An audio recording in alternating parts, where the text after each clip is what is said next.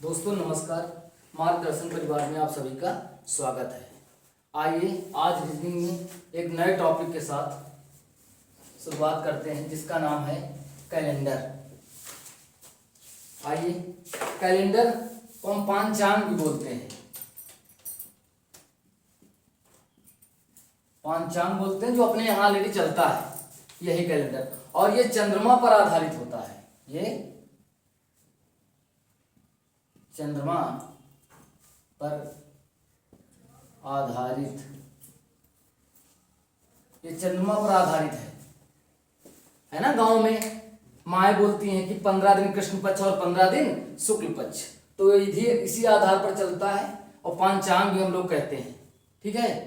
आइए, कैलेंडर दो प्रकार का होता है, एक लीप वर्ष का होता है और एक साधारण वर्ष का। ठीक है, आइए देखते हैं।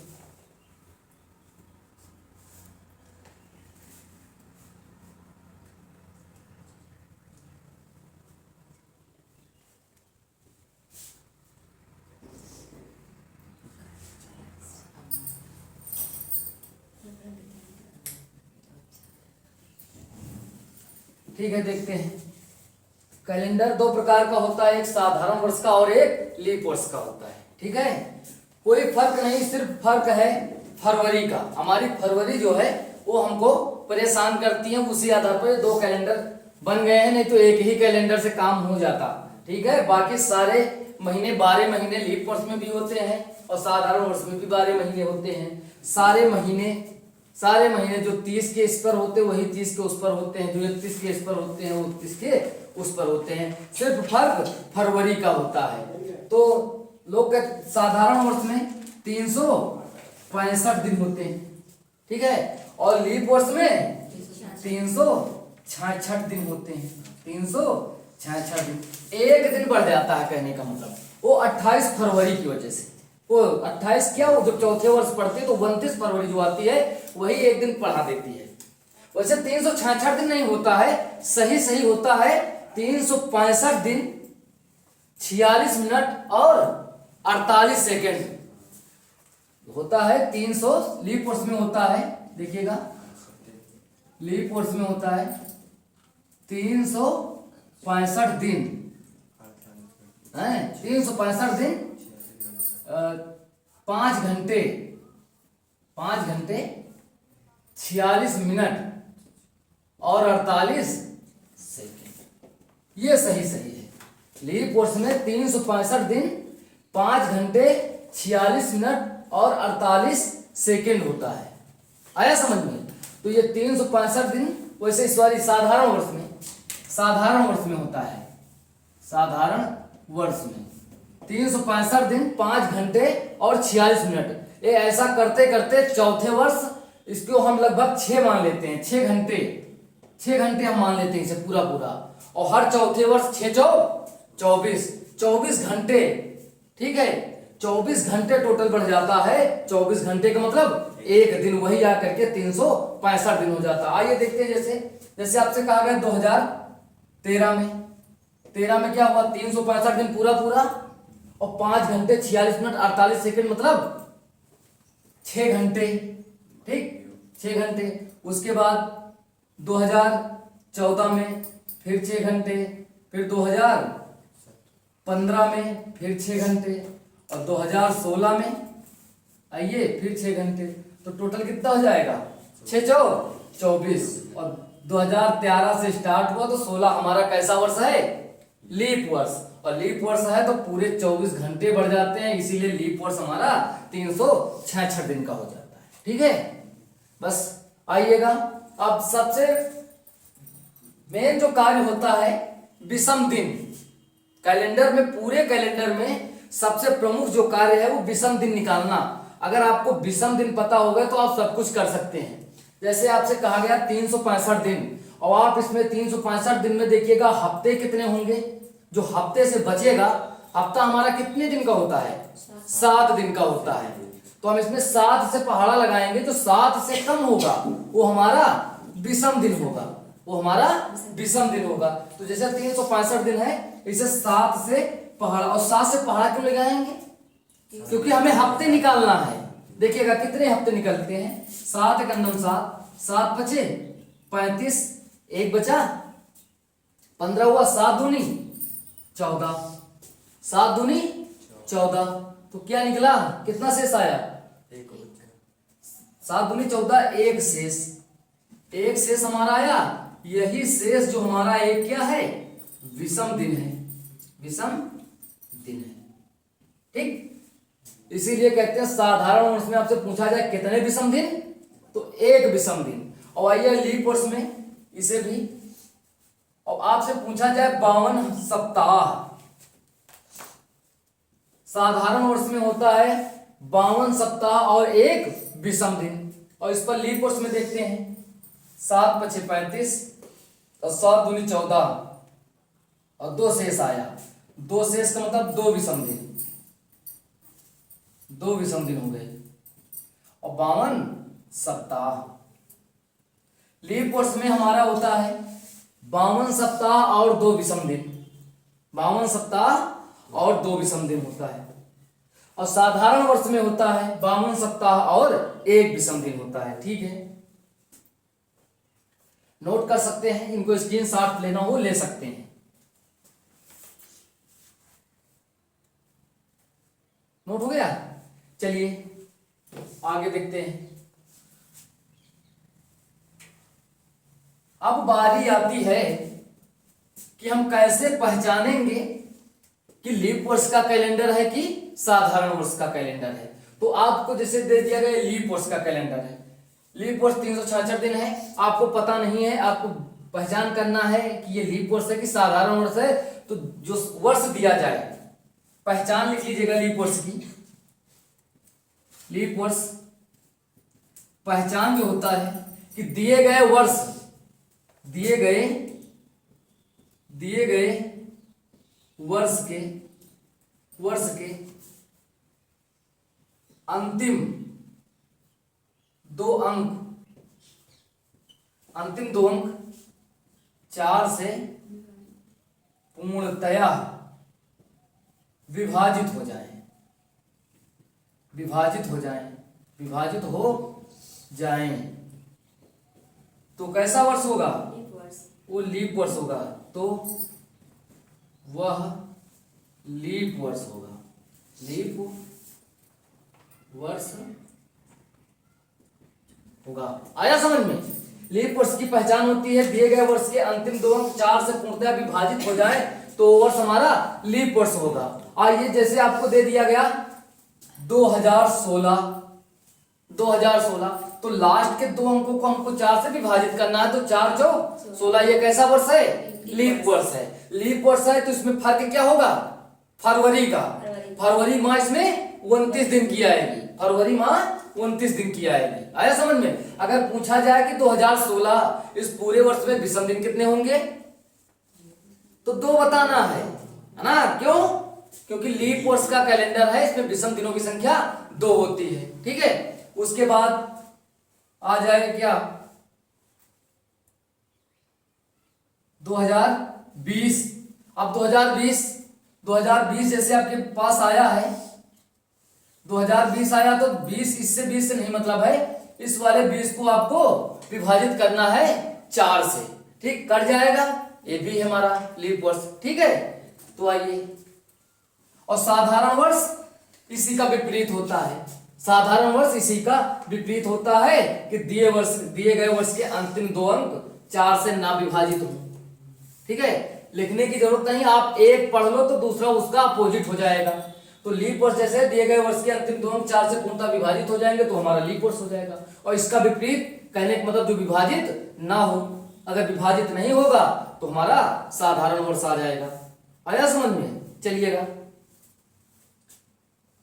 इसके बाद विषम दिनों की बारी आती है, ठीक है। विषम दिनों की बारी आती है। विषम दिनों में आपसे कहा जाए, आपको तो यहां पर पता हो गया कि एक वर्ष में एक साधारण वर्ष में 1 विषम दिन होते हैं और एक लीप वर्ष में 2 विषम दिन होते हैं एक वर्ष में। अगर आपसे इसी तरह कह दिया जाए कि आपको बताना है क्या कि 100 वर्षों में विषम दिनों की संख्या, 100 वर्षों में विषम दिनों की संख्या, दिनों की संख्या आपको बताना है 100 वर्षों में विषम दिनों की संख्या। तो आप क्या बताएंगे? तो आप इस 100 वर्षों में आपको पहले जानकारी ये करना होगा कि किस 100 वर्षों में कितने लीप वर्ष हैं और कितने साधारण वर्ष हैं। यही तो बताया है, क्योंकि लीप वर्ष में जो होगा विषम दिन चेंज हो जाएंगे, 2 विषम दिन होंगे, और साधारण वर्ष में विषम दिन 1 होगा। तो अब इस 100 वर्षों में अभी हमें ये नहीं मालूम है कि कितने लीप वर्ष हैं और कितने साधारण वर्ष हैं। तो देखिएगा इस 100 वर्ष में और लीप वर्ष निकालेंगे कैसे? तो इस संख्या जो आपका 100 वर्ष दिया गया है इसे 4 से भाग करेंगे, 4 से भाग करेंगे। तो 4 का भाग लगाइएगा 100 में, 4 का भाग लगाएंगे तो क्या होगा? कहेंगे 25 चौके 100, है ना? लेकिन ये नहीं होगा, क्योंकि जो हमारा 100 है लास्ट वाला ये शताब्दी वर्ष है, ये शताब्दी वर्ष है, ये 400 से विभाजित होगा।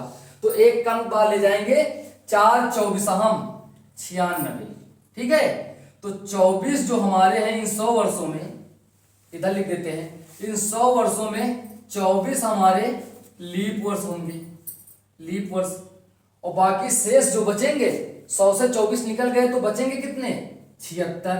ये हमारे साधारण वर्ष हो जाएंगे, साधारण वर्ष हो जाएंगे। आया समझ में? ये हमारे साधारण वर्ष हो जाएंगे। आइए अब आगे देखते हैं। अब देखिए हमने कहा था एक साधारण वर्ष में 1 विषम दिन, तो 76 साधारण वर्षों में 76 विषम दिन, 76 गुणे 76 विषम दिन हो जाएंगे। और यहाँ लीप वर्ष में, एक लीप वर्ष में 2 विषम दिन, तो 24 में 48, 24 गुणे 2, 24 गुणे 2 आ जाएगा 48। अब दोनों को जोड़ लेंगे, जोड़िएगा, 8 6 14 और 7 4 11, 11 1 12, 124 आए। अब इन 124 दिनों में हम देखेंगे कितने हफ्ता होंगे, हफ्ते निकाल देंगे, जो बचेगा वही विषम दिन आएगा। और हफ्ता निकालने के लिए बताया 7 से भाग करें, तो 7 1 9 7, 7 1 9 7, 5 12, है ना? और 7 7 49, कितना बचा? 5 बचा, 5 शेष। ये 5 शेष का मतलब 5 विषम दिन, 5 विषम दिन, ठीक है? तो इसको रटना नहीं है। आपसे पूछा जाए कि 100 वर्षों में विषम दिनों की संख्या तो कितनी? हाँ, विषम दिन। आपसे पूछा गया 100 वर्षों में विषम दिनों की संख्या 100, और फिर आपसे कह दिया जाए कि आपको बताना है 200 वर्षों में विषम दिनों की संख्या, तब क्या बताएंगे? 200 वर्षों में विषम दिनों की संख्या आपसे कह दिया जाए, 200 वर्षों में बताइएगा विषम दिनों की संख्या। रट्टा नहीं मानना है, बिल्कुल रट्टा मारने से भूल जाते हैं। तो आप खुद कॉमन सेंस लगाइए, जब 100 वर्षों में 24 होंगे तो 200 वर्षों में 48 हो जाएंगे, है ना? 100 वर्षों में लीप वर्ष हमारे 24 हो रहे थे और 200 वर्षों में 48 हो जाएंगे। अब 200 वर्षों में 48 हमारे लीप वर्ष निकल गए, लीप वर्ष। तो शेष बचे कितने हैं? घटा दीजिएगा, 10 माह से 8 जाएगा 2, यहां बचेगा 9, 9 माह से 4 जाएगा 5, और यहां पर 152 आया समझ में? अब 152 हमारे साधारण वर्ष हैं, 152 हमारे साधारण वर्ष है, 48 हमारे लीप वर्ष हैं, ठीक है? 48 हमारे लीप वर्ष में, एक लीप वर्ष में 2 विषम दिन, तो 48 में 48 गुणे 2, 48 गुणे 2, यहां साधारण में 1 हो जाएगा, जोड़ लीजिएगा, 48 दूना 96 होता है, और जोड़ लीजिएगा 6 2 8 और 9 5 14, 9 5 14 और 1 1 2, 248 आया। अब 248 में हफ्ते निकाल देंगे, 248 में हफ्ते निकालने के लिए 7 से भाग करते हैं, 7 त्रिक 21, कितना बचा? 3, कितना होगा? 38, 7 बचे, कितना शेष बचेगा? 3 शेष। तो आपसे कह दिया जाए कि 200 वर्षों में विषम दिनों की संख्या, तो आपको क्या बता देनी है? 3। ये आपको बता रहे हैं, आपको निकालना नहीं, आपको सीधे याद रखना है। आपको सिर्फ इतनी जानकारी हो जानी चाहिए कि आता आखिर कैसे है, बाकी आपको ये सब याद रखना है। ठीक है, चलिएगा अब बारी आपके पास आ गई 300 वर्षों में, है ना। अगला क्वेश्चन 300 वर्षों में विषम दिनों की संख्या, तो कैसे करेंगे। अब 300 वर्षों में निकालेंगे इसी तरह कि कितने लीप वर्ष हैं, कितने साधारण है, लीप वर्ष और साधारण वर्ष। तो भाई 100 करके 3 भागों में हम बांट देंगे, तो 24 दूना 48 और 24 तिया 72, बिल्कुल आसान है। अब आ जाएंगे इधर आपके लीप वर्ष 72 और 300 से 72 घटा दोगे, जो बचेगा वो हमारे साधारण हो जाएंगे। तो 10 माह से 2 जाएगा 8, यहाँ 9 माह से 7 जाएगा 2, यहाँ बचेगा 228 और एक लीप वर्ष में 2 विषम दिन, तो 72 में 72 गुणे 2, और एक साधारण वर्ष में 1 विषम दिन, तो 128 साधारण, 228 साधारण वर्ष में तो 228 गुणे 1, और 72 दूना 2 दूना 4 और 2 14 144 और प्लस 228। देखिएगा 8 4 12 के 2 हासिल 1 4 2 6 1 7 2 1 3 372 आया। और 372 में हफ्ते निकाल लेंगे, 7 से भाग करेंगे, 7 बचे 35, कितना बचा 2, 22 7 3 21, क्या शेष आया 1 शेष आया। हम लोग पढ़ते हैं ना, रटते हैं कि कहते हैं 100 वर्षों में विषम दिनों की संख्या 5, 200 वर्षों में 3 और 300 वर्षों में 1। तो कैसे निकलता है, आप इसी तरह निकाल सकते हैं। ठीक है, अब बारी आपके पास आ गई 400 वर्षों में, तो इसी तरह निकाल सकते हैं, है ना। क्या हो जाएगा भाई, 100 वर्षों में 24, 200 वर्षों में 48, 300 वर्षों में 72 और 400 वर्षों में 24 चौके 96, है ना। 24 चौके 96। लेकिन एक चीज और है, 400 जो है, 400वां वर्ष जो है वो हमारा लीप शताब्दी वर्ष है, तो एक और बढ़ जाएगा, कितने हो जाएंगे 97। आया समझ में, 97 हो जाएंगे, कितने 97। चलो देखते हैं 400 वर्षों में लीप वर्ष कितने हो जाएंगे 97। ठीक है, 97 और इधर शेष कितने बचेंगे, 10 माह से 7 जाएगा 3, इधर 9 माह से 9 जाएगा 0 और इधर कितना 3, ये तो आएगा 303 बचेगा। और देखिएगा तो अब 97 2 गुणे 2 कर लो, और ना भी अगर ना भी इतना करना हो तो आप खुद दिमाग लगा लो, क्या हो जाएगा 97 नहीं कर ही लेते हैं, चलिएगा 7 दूनी 14 के 4 हासिल 1 और 7 और 2 7 14 और 2 9 18 और 18 1 19 194 आपके लीप वर्ष में विषम दिन आ जाएंगे। और इधर 303 ये जोड़ लो, 4 3 7 9 3 1 4 497 और 497 को आप 7 से डिवाइड करिएगा, 7 7 49 और 7 1 7, आपके 71 सप्ताह आ जाएंगे। लेकिन विषम दिन कितने आएंगे 0, इसीलिए कहा जाता है कि 400 वर्षों में आप लोग रख लीजिएगा 400 वर्षों में विषम दिनों की संख्या 0। आया समझ में, ठीक है। और इसको आपको ये निकालना नहीं है, निकालना बिल्कुल नहीं है, आपको जानकारी रखना है कि ये कैसे आखिर आया। ठीक है, देखिएगा तो आपको अब एक बात याद रखनी है, 53-10 का केस, कहने का मतलब 53-10 का केस। ऐसे 53-10 क्या होता है, 100 वर्षों में विषम दिनों की संख्या 5, 200 वर्षों में विषम दिनों की संख्या 3, 300 वर्षों में विषम दिनों की संख्या 1 और 400 वर्षों में विषम दिनों की संख्या 0। ठीक है, इतना है आपकी ये बेसिक जानकारी है। और इसी में से आपसे क्वेश्चन कर देता है, क्वेश्चन इस तरह करता है। अब आपको तो पता हो गया, और यहीं पर देखिएगा बाद में आपसे क्वेश्चन पूछा जाता है कि आप बताइए 400 वर्षों में फरवरी माह, 400 वर्षों में फरवरी माह कितनी बार आएगा, ये पूछता है। 400 वर्षों में फरवरी माह कितनी बार आएगा, ये आपसे पूछ लेता है। 400 वर्षों में लीप वर्षों की संख्या बताइए, तो कितनी आई थी 97 आई थी ना। इसी तरह आपसे पूछ लेता, और फरवरी 28 दिन का मतलब, वो 29 दिन का मतलब आप समझ जाइएगा, लीप वर्ष की बात कर रहा है।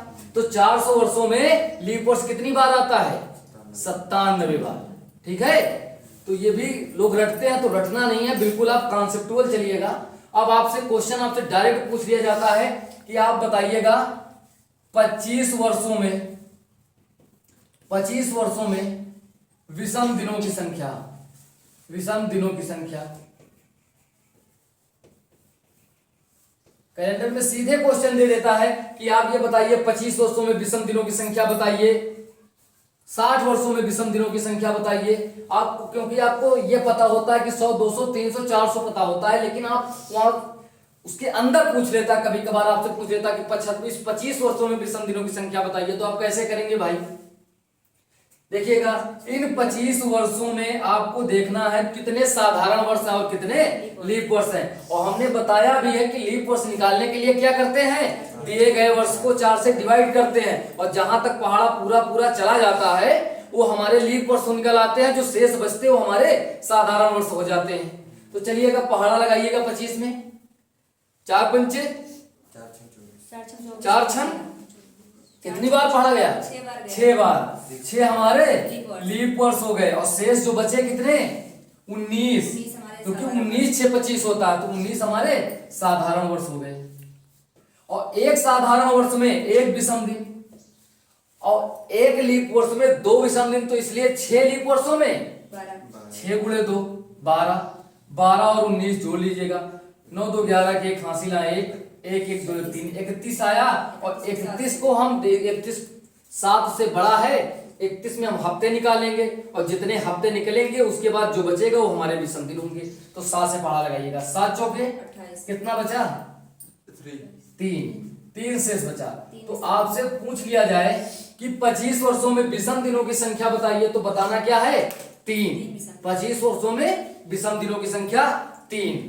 चलिएगा एक और करिएगा, आप लोग बताइएगा 76 वर्षों में विषम दिनों की संख्या, 76 वर्षों में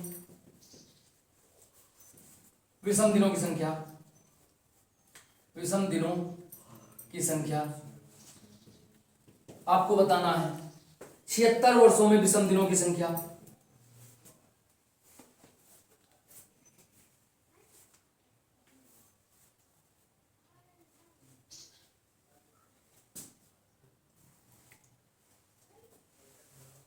चलो और देखते हैं। अब 76 में आपको किससे भाग लगाना है? 4 से। याद रखना है, अगर आपको लीप वर्ष निकालना हो तो आपको 4 से पहाड़ा लगाना है, और यदि आपको हफ्ते निकालना हो या विषम दिन निकालना हो तो आपको पहाड़ा किससे लगाना है? 7 से लगाना है। ये चीज ध्यान रखिएगा, कंफ्यूजन नहीं आना चाहिए इस पर। देखिएगा, लीप वर्ष और साधारण,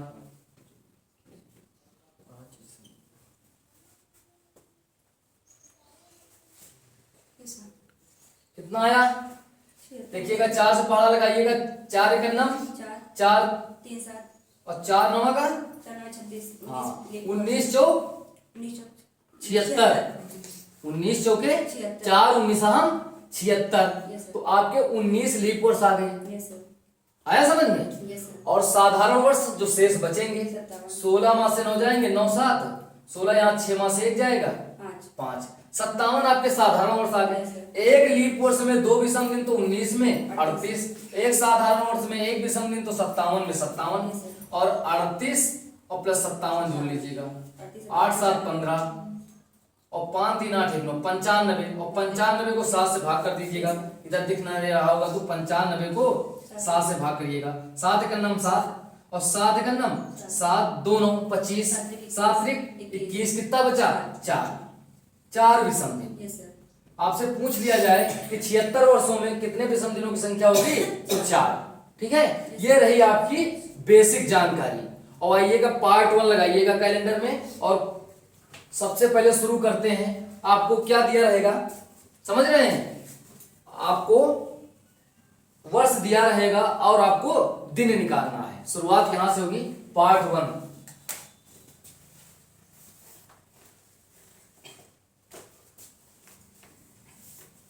चलिएगा, पार्ट 1 है, या तो यहां पर डाल लीजिएगा पार्ट 1। ठीक है, ये बेसिक जानकारी थी। अब क्वेश्चन की स्टार्टिंग यहां से होती है, और दे दिया जाएगा आपको पहला क्वेश्चन कि 15 अगस्त 1947 को कौन सा दिन था?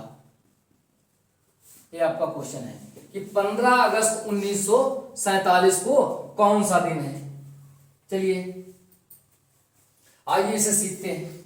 15 अगस्त 1947 को कौन सा दिन था? अब आपको सबसे पहले क्या देखना है, ये दिए गए वर्ष के अंतिम 2 अंक, इसे देखना है। ये 47 क्या हमारा 4 से विभाजित हो जाएगा? नहीं विभाजित होगा। तो 1947 कैसा वर्ष है?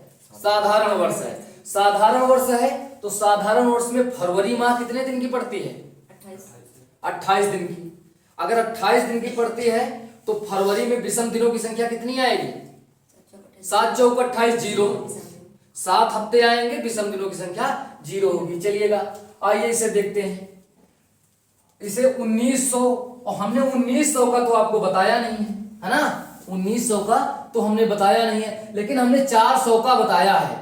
आप इसे सबसे पहले 400 में तोड़िएगा जहां तक टूटे। तो 4 चौक 1600, 1600 यहां पर आपको टूट गया और बचा आपके पास 300।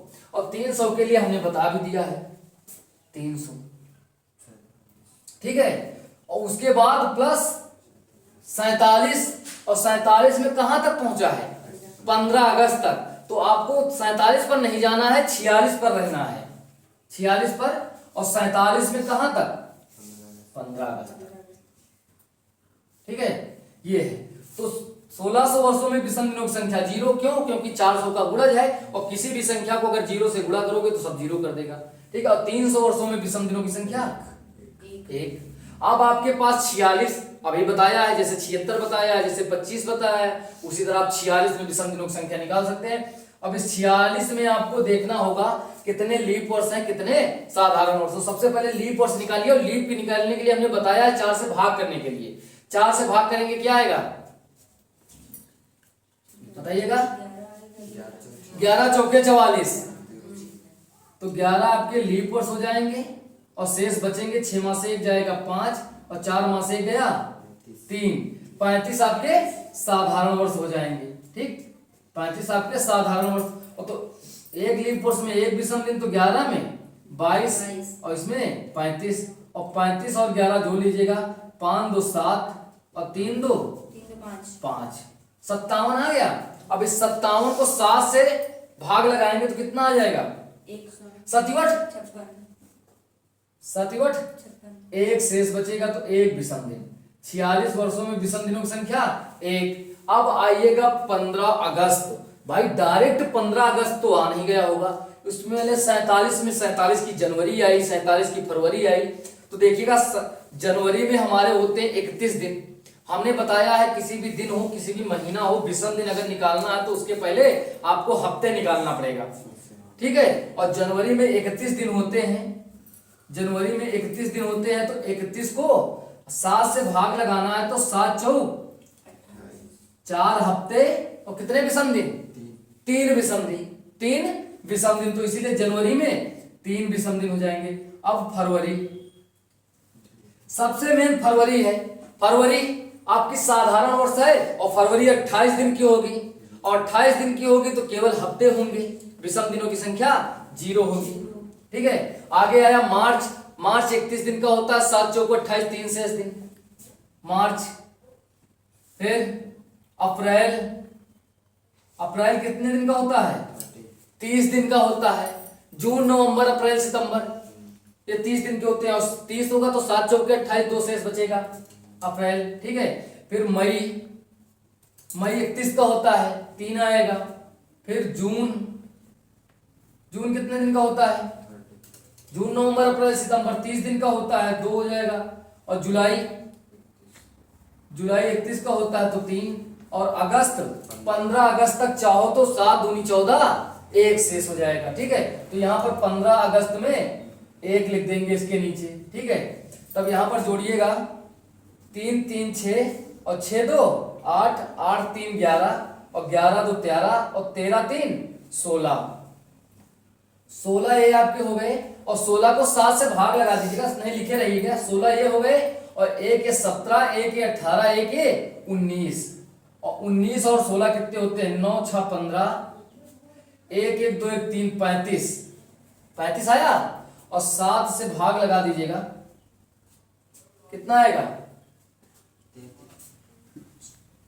7 का नाम 7, 7 पचे 35, क्या आया? 5 आया। जोड़े हो, जोड़ा सही है इसका। चलिएगा जोड़िएगा, 3 3 6 6 2 8 8 3 11 11 2 13 13 3 16, 16 ये आपके हो गए 16, एक ये 17, एक 18, एक 19, टोटल आपके हो गए 19 और 19 को 7 से भाग कर दीजिएगा। 19 को 7 से आप जब भाग करेंगे तो कितना आएगा? 7 का नाम 7, 7 दूनी 14 और शेष कितना बचेगा? 5, 5 शेष बचेगा। 5 शेष का मतलब क्या हो जाएगा? है शुक्रवार, शुक्रवार। चलिए जैसे 0 आपके पास शेष आए तो क्या करेंगे? ध्यान दीजिएगा, 0 शेष आएगा तो आपका होगा रविवार, 1 आएगा तो सोमवार, 2 आएगा तो मंगलवार, अगर 3 शेष आया तो बुधवार, 4 आया तो बृहस्पतिवार और 5 आया तो शुक्रवार, शुक्रवार और 6 आया तो शनिवार। तो आया क्या? 5, 5 बोले तो शुक्रवार। नोट कर लीजिएगा और स्क्रीनशॉट भी आप ले सकते हैं।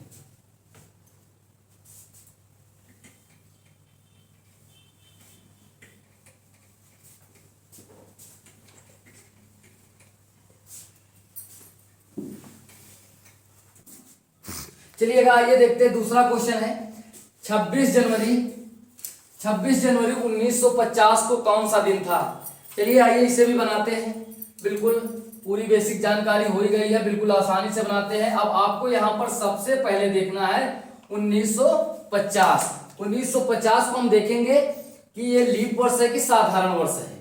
तो इसे 4 से हम भाग लगाएंगे तो नहीं कटेगा, नहीं कटेगा तो कैसा वर्ष है? साधारण वर्ष है। तो आइए इसे तोड़ते हैं। 1900 को 1600 और प्लस 300, 16 3 19 और प्लस 49 और 50 में कहां तक? 50 में कहां तक? 26 जनवरी तक।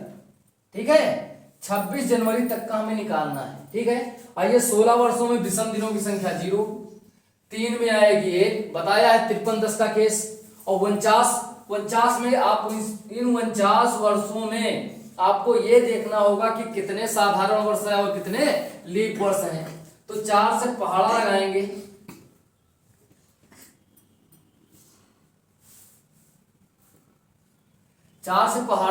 तो कितनी बार जाएगा? 4 एक अन्नम 4 और 4 दूनी 8, 12 चौके 48, 12 चौके 48, 12 लीप वर्ष आएंगे, शेष आपके साधारण वर्ष हो जाएंगे। 9 से 2 जाएगा 7 और 4 से 1 जाएगा 3, 37। अब एक साधारण वर्ष में 1 विषम दिन तथा 1 लीप वर्ष में 2 विषम दिन, तो इसलिए 12 दूना 24, 24 और 37 आपको जोड़ लेना है।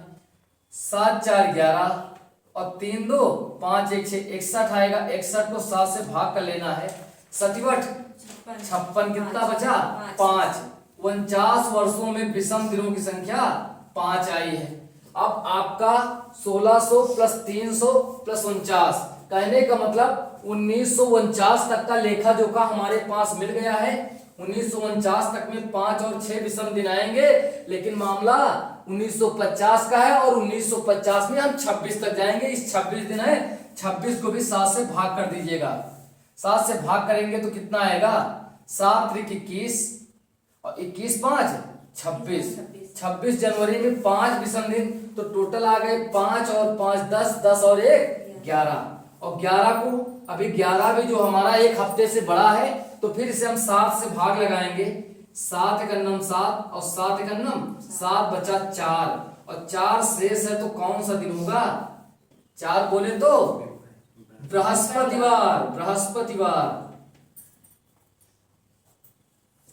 4 बोले तो बृहस्पतिवार। आया समझ में? ठीक है, आज का यहीं तक रखते हैं। अगर आपको हमारी जानकारी पसंद आई हो तो इसे लाइक और शेयर जरूर करें। धन्यवाद।